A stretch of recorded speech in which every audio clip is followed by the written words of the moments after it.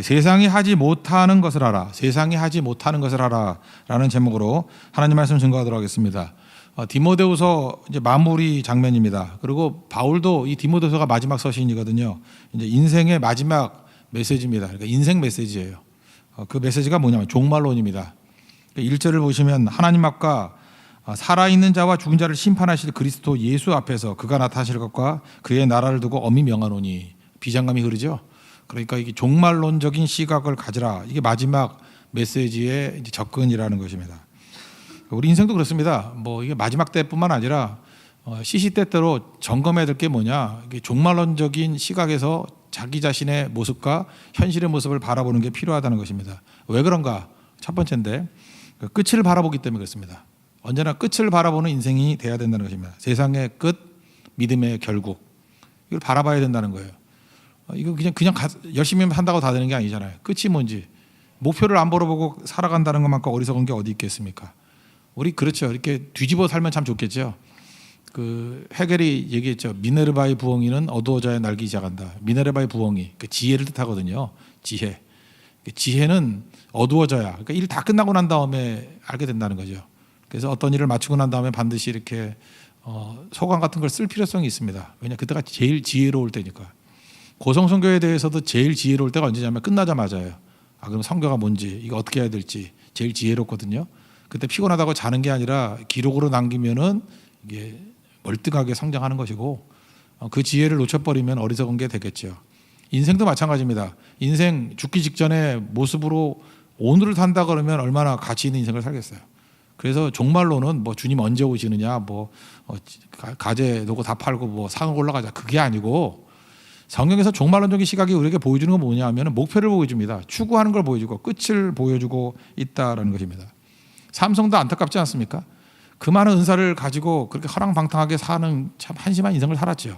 근데 그가 죽기 직전에 사사기 16장 28절 보니까 이번만 나를 강하게 하사 이러면서 기도하잖아요. 이번만. 이 기도를 죽기 직전에 하지 않고 좀 20대 때 했으면은 얼마나 잘 쓰임 받았겠습니까? 그죠? 이번만. 이런 기도가, 그러니까 기도는 다 해요. 근데 어느 타이밍에 하느냐가 너무 중요한 거죠. 그래서 이거를 진짜 중요할 때 하게 만드는 게 언제냐 하면은 이게 종말론이에요. 항상 젊은이도 노인같이 지혜롭게 만드는 힘이 종말론에 있습니다. 끝에서부터 시작하는 거예요. 일의 결국을 바라보고 시작하는 것입니다. 여러분, 세상과 그 하나님의 사람들이 걸어가는 길이 다릅니다. 추구하는 바가 달라요. 세상의 목표는 생각보다 없거든요. 그러니까 돈이죠. 출세 뭐 이런 거고. 하나님 백성들이 추구하는 것은 사명이거든요. 하나님의 뜻이고 그의 나라와 의이고. 그러니까 다르죠. 그러니까 끝이 다르니까 사는 것도 다르죠. 근데 성도들을 혼미하게 만드는 게 뭐냐면 마귀가 끝을 바라보지 못하게 만드는 거죠. 사실은 최근 들어서 제일 세계적인 베스트셀러 그러면 목적이 이끄는 삶이죠. Purpose Driven Life. 그게 제일 많이 팔린 책이고 한데 이게 갑자기 왜 충격을 줬죠? 읽어보면 별 얘기도 없는데 왜 충격을 줬냐 하면은 이게 종말론적인 시각이거든요. 그냥 많은 사람들이 종말론 그랬더니 무슨 뭐 다미성교회 뭐 종말론자들 뭐 이런 걸로만 생각했는데 이게 종말론적인 시각이라는 게 뭐냐 하면 그게 목적이거든요. 목적이 이끄는 삶을 살게 만드는 힘이 있다라는 거예요. 그래서 그 책은 종말론 책입니다. 종말론적인 시각을 가지고 있으면 어떻게 살아갈 것인가 그걸 보여주는 거죠. 하나님께서 이 세상에 나를 왜 존재하게 했는가. 그렇게 시작되잖아요. 그리고 모든 일은 하나님이 시작하셨다. God works. 하나님이 일하신다. 그리고 우리는 우연의 산물이 아니다. 그리고 이거 일시적으로 그냥 하나님께서 이끄시는 게 아니라는 거죠. 만세전에 택하여 주시고 총 계획 속에 있는 거라는 거죠. 그리고 모든 것에 존재하는 것에는 이유가 있다. 저는 이거 되게 중요하다고 생각하는데 이게 제일 마음에 와닿더라고요. 이게 제일 중요한 메시지인데 하나님이 주신 모습으로 살아가기, 그런 챕터가 있거든요. 그 책에 보면은 하나님이 주신 모습으로 살아가기, 이게 굉장히 중요한 포인트인데 우리가 하나님께서 주신 많은 역량을 가지고 하는 일이 뭐냐, 조건 바꾸는 싸움 한다니까요. 합력하여 선을 이루신 하나님은 어떤 죄를 가지고도 목적을 이루신다 그랬죠. 그런데 힘을 빼려고 조건 바꾸기, 좋은 조건 만드는 싸움 벌인다고요. 조건만. 요즘에 좀 덜한데 스펙 쌓기. 스펙만 쌓으면 뭐 할 거예요? 하나님이 안 쓰시면 그뿐이지. 쓰임 받는 게 더 중요한 건데 스펙 쌓기. 그러니까 좋은 조건 만드는 거예요. 그 목표를 위해서, 목적을 위해서 어떻게 쓰임 받는 자를 생각하지 않냐고. 그런데 여기에 중요한 포인트, 이게 제목을 이렇게 삼았잖아요. 하나님이 주신 모습으로 살기. 그러니까 조건 바꾸는 싸움이 아니라 육체에 가시가 있다 할지라도 내 은혜가 내게 족하다. 그럴 수 있다라는 거예요. 약해도 하나님이 능히 사용할 수 있다는 거예요. 왜냐하면 하나님이 일하시기 때문에. 그래서 사실은 이 모든 메시지가 어디서 나오냐면 종말론에서 나오는 겁니다. 우리는 추구하는 바가 다르다. 추구하는 바를 바라보기 때문에 우리는 사명으로 사는 존재라는 것입니다. 그리고 하나님께서 결산하신다는 거예요. 한 번 죽는 것은 사람에게 정하신 일인데 그 후에는 심판이 있으리라. 히브리서 9장 27절의 말씀. 마지막을 바라보고 사는 사람과 고을 지점이 어딘지 모르고 살아가는 사람과는 다르겠죠. 우리 해밍웨이 작품 중에 노인과 바다 있죠. 거기서 사실 이걸 뭐 실존주의 작품이라 그러지 않습니까? 실존주의에서 맨날 얘기하는 게 피투성, 너무 어려운 단어인 거예요. 던져진 존재. 그러니까 우리가 던져진 존재라는 거예요. 그러니까 목적도 없고 이유도 없다는 거죠. 그냥 던져졌대요. 툭 던져. 어머니 왜 날 낳으셨나요? 그런 거죠. 그냥 내가 툭 던져졌다. 아니죠. 우리는 보냄받은 존재예요. 사명자라는 거예요. 그러니까 던져진 존재로 생각하는 게 실존주의고, 보냄받은 존재. 그러니까 이유가 있다는 거죠. 사명이 있다는 거죠. 그게 다른 거죠. 그 노인과 바다 그 할아버지 이름이 산티아고잖아요. 지난번 산티아고 누군지 궁금했는데 그게 세베대의 아들이더라고요. 그 야고보와 요한. 하나는 뭐 좌우할 때. 원래 팔레스타인에 죽었는데 그 시신을 아마 가지고 가는가 봐요, 그쪽으로. 그래서 산티아고 뭐 그 순례 길을 만들었다 그러는데 이름이 그래서 티아고가 그 스페인 말로 야고보거든요. 세인트 티아고, 그러니까 성 야고보. 근데 그 이름을 되게 좋아하는가 봐요. 영어에서도 제임스가 많잖아요, 그죠? 야고보. 근데 산티아고는 그 할아버지. 근데 그 할아버지 뭐 열심히 살죠. 이 사람만큼 열심히 사는 사람이 어디 있어요? 늙고 가난해요. 근데 뭐 되는 일이에요. 84일 동안 고기를 잡았는데 못 잡았어요. 그 조수 꼬마애가 부모가 데려가죠. 저런 무능한 사람 밑에 있지 말라고. 완전 실패자예요. 베드로 연상되죠. 밤새도록 금을 던졌지만 잡은 게 없다고. 딱 그 모습이에요. 똑같은 모습인데 84일 동안 아무것도 잡을 게 없는데 이제 홀로 나가죠. 바다에 나가가지고 큰 고기 잡는데 뭐 3일 동안 사토하고 잡고 돌아왔는데 뭐 상어가 다 뜯어먹어가지고 머리하고 뼈밖에 안 남잖아요. 그때 자기가 제일 원하는 게 뭐예요? 깊은 잠이나 푹 자자. 그리고 조수선이 와가지고 상처 입은 손 보고 눈물을 흘리고, 관광객들이 와가지고 머리하고 그 뼈만 남은 거 바라보면서 신기하다 그러고. 그리고 마지막 장면이 너무 재밌죠. 노인은 꿈속에서 또 꿈꾸고 있어요. 헛된 꿈. 아프리카에서 사자 잡는 꿈. 이제는 뭐 고기 잡다가 끝나서 사자 잡는 꿈. 두 가지 얘기를 하는 거죠. 인생을 말하는 거예요. 헛된 목표. 이걸 위해서 존재하는 게 아닌데 헛된 목표. 해봐야 헛수고. 그죠? 그러니까 또 다른 염원, 가짜 희망, 뭐 희망 고문이라는 말도 있는데 그건 맞는 얘기입니다. 그거 가짜 희망이거든요. 가짜 희망, 진짜 희망이 아닌 거. 또 아프리카에서 사자 잡는 꿈 꾸고 있어요. 그게 인생이라는 것입니다. 그러니까 허무한 거죠. 왜 이렇죠? 여기에 노인, 열심이 없는 것도 아니고 열정이 없는 것도 아니고 뭐 그렇다고 나쁜 성실함이 없는 것도 아니에요. 뭐가 없죠? 끝이 없어요. 인생의 끝이 뭔지를 몰라요. 인생의 목적이 뭔지를 몰라요. 목표가 뭔지를 몰라요. 추구가 뭔지를 몰라요. 그러니까 죽어라 열심히 뛰는데 이렇게 된다는 거예요. 성경 보조 자료로 꼭 읽어보십시오. 세상에 가는 길의 허무함이에요. 노인과 바다. 근데 성경은 뭐라고 얘기를 하고 있습니까? 이렇게 먹고 살기 바쁘고 헛된 짓 하는 거 말고 우리가 목표가 있다는 거죠. 그 목표의 길을 걸어가십시오. 우리는 던져진 존재가 아니에요. 그 노인 산티아고 같이 보냄받은 존재라는 거예요. 그래서 예수님께서 마태복음 10장 16절을 보니까 보라 내가 너희를 보냈다는 거죠. 보냄받은 자라는 게 사도란 뜻이거든요. 보냄은 이리 가운데로 보낸 것 같도다. 그래서 뱀처럼 지혜롭고 뭐 비둘기처럼 순결하라 그러잖아요. 그 이리 가운데 우리 보냄받은 자들이에요. 그러니까 내가 무엇으로 보냄받은지를 항상 생각해야죠. 이게 종말론이 우리에게 주는 메시지라는 것입니다. 그래서 우리는 종말의 메시지를 들으면서 항상 생각하는 거예요. 여러분들 지금 이 자리에 그냥 던져진 게 아니에요. 왜 직장에 왜 보냈냐? 사명이 있기 때문에 그런 거예요. 이 가정에 나를 왜 이렇게 힘든 곳에 보냈냐? 사명이 있기 때문에. 이 우리 베트남에 왜 얼떨결에 가게 만드느냐? 사명이 있기 때문에. 오늘 새벽에 나와가지고 이 말씀을 듣게 만드느냐? 사명이 있기 때문에. 여러분 다니엘이 사자굴에 던져진 겁니까? 아니죠. 사자굴에 사명받고 들어간 거죠. 사자굴에서 하나님께서 건져주시고 난 다음에 느부갓네살이 하는 얘기가 뭐예요? 이 다니엘의 하나님을 두려워하라. 그러면서 그에게 모든 영광을 돌리라. 결국 다니엘 한 사람이 보냄 받아가지고 그 바벨론 한복판에서 하나님의 이름을 찬미하는 일들이 벌어지잖아요. 이게 보냄받은 자예요. 던져진 존재가 아니고. 우리가 사자굴에 있다 할지라도 구덩이에 있다 할지라도 이거 던져진 거 아니에요. 거기서 사명이 있는 거죠.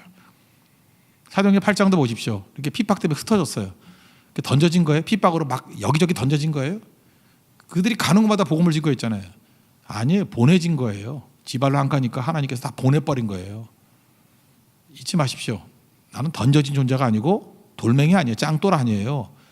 보냄받은 자예요. 그래서 오늘도 우리 가정에 내가 왜 있는지, 이 공동체에 내가 왜 있는지, 이 관계 속에 내가 왜 있는지, 그래서 항상 믿는 사람들의 촉각은 사명이 있어요. 목표가 보이잖아요. 그 목표를 이루기 위해서 내가 여기서 무슨 일을 하기를 원하시는가. 사명. 그 사명 놓치지 않는 믿음의 종 되기를 바랍니다. 두 번째로 종말론이 우리에게 보여주고 있는 건 뭐냐 하면 고난을 받으라예요. 뭐 딴 메시지 없다고 생각합니다. 잘 보세요. 세상이 가는 길과 성도가 가는 길이 달라요. 세상이 추구하는 것과 성도가 추구하는 게 달라요. 그러니까 거스르게 돼 있죠. 세상을 거스르게 돼 있죠. 다르니까. 세상 물결은 이렇게 밑으로 내려가는데 성도는 방향이 위라 그러면 거슬러 올라가야 되잖아요. 그러니까 충돌이 일어나죠. 충돌이 일어나니까 고난을 받겠죠. 특별히 2절 같은 말씀 보십시오. 너는 말씀을 전파하라. 때를 어떤지 못 어떤지 항상 힘쓰라. 이거 무슨 뜻이에요? 세상에 논리가 있는데 말씀이 들어간다는 거예요. 그럼 말씀과 세상이 같이 가나요? 거스르죠. 그러니까 말씀을 전파하라. 이 말씀 자체가 뭐예요? 세상과 거스른다는 거예요. 그러니까 우리는 무조건 각오해야죠. 세상이 우리를 좋아할 리도 없고 지지할 리도 없고 우리가 하는 행동이나 말들이 납득 이해 공감이 될 리가 없어요. 왜냐하면 같이 가야지. 그래서 우리가 세상에 대해서 잠깐 납득시키려고 그러고 이해하려고 그러고 공감에만 초점을 맞추면 세상 같이 되는 거예요. 그래서 세속하라 그러거든요. 그래서 뭐 할 거예요, 그거? 그 생명은 그게 아닌데. 그래서 납득 이해 공감이 안 된다 할지라도 다른 목표를 추구하기 때문에 부딪히겠죠. 그래서 우리의 자세가 5절에 나오는데 모든 일에 신중하라. 이건 뭐 그냥 신중하라는 뜻이고. 그래서 두 번째 이게 와닿는 거예요. 고난을 받으며. 그래서 세 번째도 뭐 일상적인 얘기 아니에요. 전도자의 일을 그냥 계속 하고 직무를 다하라. 그러니까 뭐 계속 하라는 거예요. 신중하게 일 열심히 하라. 그런데 이게 확 그게 클로즈업 되는 얘기가 뭐냐면 고난을 받으며요. 고난을 받으며. 고난을 받을 수밖에 없다는 거죠. 왜? 세상과 다르니까. 그러니까 고난은 필수입니다. 그러니까 고난이 없다 그러면 이거 뭐 상시가 아니에요. 내가 지금 제대로 가고 있느냐 볼 때 세상과 같은 방향으로 가요. 그러면 고난이 없겠지. 근데 세상과 거슬러 가려 그러면은 뭐 허우적 돼야 될 거 아니에요. 그죠? 뭐 노를 세게 졌든지 뭐. 그럼 그게 고난 아니에요? 고난을 받으며.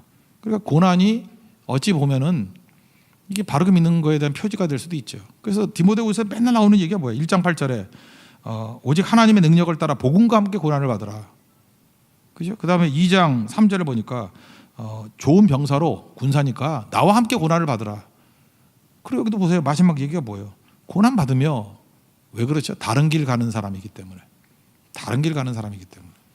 이 맞바람 받아야 되죠. 이렇게 다른 길 가는 사람은. 그 당연하다는 것입니다. 그래서 고난 받는 길 가는 거를 두려워하지 마십시오. 그래서 우리 타락하는 건 간단해요. 그냥 뭐 별 생각 없이 그냥 편하게 살면, 아무 생각 없이 편하게 살면은 다른 길 가는 사람 아니에요. 세상과 같이 가는 거고. 그리고 말씀이 들어와서 내 안에서 생명으로 일하는 그 순간에 다른 길 가는 거죠. 그래서 사도 바울은 지금 유언 같은 말씀이니까 뭐 맨날 보는 말씀이죠. 6절 7절을 보니까 전제와 같이 내가 부음받았다. 뭐 이제 죽을 때가 됐다. 그러면서 뭐라 그래요? 인생을 회소가면서 내 인생은 선한 싸움이었다. 왜? 거스르는 거기 때문에. 나의 달려갈 길을 마치고 믿음을 지켰다. 그죠? 이게 지키지 않으면 없어진다 그런 뜻 아니에요. 거슬려가는 존재입니다. 그러니까 뭐 한마디로 얘기하면 뭐예요? 고난을 받으며. 이게 중요해요. 고난을 받으며. 이것보다 중요한 게 없다는 것입니다. 그럼 고난을 받으면서 우리가 세상과 다른 길 걷는다 그러죠. 고난 받는다가 능사가 아니라 고난 플러스 세상이 하지 못하는 일을 하며 살아가야 된다는 거예요. 세상이 거슬려 가니까 좀 이렇게 부정적인 모습을 보면 고난 받는 거, 긍정적인 모습을 통한다 같은 얘기인데 세상에 하지 못하는 일을 하는 거예요. 교회는. 성도는 세상에 하지 못하는 일을 하는 거라고. 세리요한이 예수님 막 증거했죠. 하나님의 어린 양을 보라. 세상 죄를 지고 가는 하나님의 어린 양을 보라. 그러면서 막 증거하다가 그 감옥에 갇혔는데 예수님이 자기가 기대하는 모습이 아니거든. 그래서 제자들 보내가지고 오실 그이가 당신입니까? 자기가 증거해놓고 이렇게 또 의심하네. 다른 일을 기다려야 되겠습니까? 근데 참 예수님 대답이 맞다 아니다 이렇게 말씀 안 하시고 오히려 꼭 붙들어야 될 말씀을 주시는 것 같아요. 이게 이사야서의 말씀을 인용하는 거죠. 메시아가 하는 일, 맹인이 보며 못 걷는 자가 걸으며 나병한 자가 깨끗함을 받으며 못 듣는 자가 듣고 죽은 자가 살아나며, 이건 기적들이죠. 그리고 가난한 자에게 복음이 전파된다. 이거 전하라는 거예요. 이게 이사야 35장에 나오는 메시아의 표지가 아니에요. 그러니까 우리 교회도 마찬가지죠. 우리가 진짜다 진짜다 백날 할 거 없이, 진짜는요 진짜라고 얘기한다고 진짜가 아니고 세상이 죽었다 깨라도 못하는 일을 하는 게 진짜예요. 우린 추구가 다르고 다른 길 걸어가니까 이거 다 세상이 못하는 일이잖아요. 세상이 못하는 일. 그럼 세상이 못하는 그게 차이를 나타내는 거거든요. 그럼 뭐 이런 기적적인 얘기들도 맞지만 이건 이사야서 35장에 대한 예증이고, 우리 인생 가운데 한번 곰곰이 생각을 해보세요. 우리가 세상과 같이 할 수 있는 것과 세상이 못하는 우리만 할 수 있는 게 뭔가 이렇게 생각해 보니까 교회 안에도 진짜와 가짜를 구분할 수 있는 게 있거든요. 일단 열심. 예수 믿는 사람만 열심히 있나요? 예수 안 믿는 사람도 열심히 있어요. 알아요? 뭐 정치 이렇게 추구하는 것 때문에 막 밤새면서 뛰는 사람도 있고요. 희생도 해요. 막 자기 재산 갖다 바치면서 이데올로기를 위해서 뭐 뛰는 사람도 있고 목숨 바치고 그래요. 그래서 우리가 뭐 열심히 있다, 뭐 희생을 한다, 그러면 우린 진짜다 이렇게 말하기에는 좀 약함이 있어요. 자기 딴엔 열심히 있고 열심과 희생이면 다인지 알죠. 그리고 한국 사람들은 믿음을 증명할 때 열심과 희생으로 증명하려고 그러잖아요. 근데 열심과 희생은 안 믿는 사람도 한다니까요. 그러면 좀 초점을 달리해가지고, 그러면 세상이 죽어도 못하는 일들이 교회에서 벌어진다고요. 성도들이 할 수 있는 게 뭔가, 생각보다 너무 유치해 보이지만 용서예요. 이렇게 열심 있고 희생하는 사람도 못하는 게 있어요. 용서 못해. 여러분 막 열받아서 뛰는 사람들 보면은 누구 용서할 것 같아요? 용서 절대 못해요. 용서 못해요. 용납도 못하고 막 이렇게 탕자 같은 사람을 이렇게 받아줘서 변화시킬 수 있을 것 같아요? 그거 못해요. 그러니까 교회가 세상에 못하는 일을 하는 게 뭐냐? 용서예요. 용서하는 거. 그런 거. 그 다음에 화해하는 거.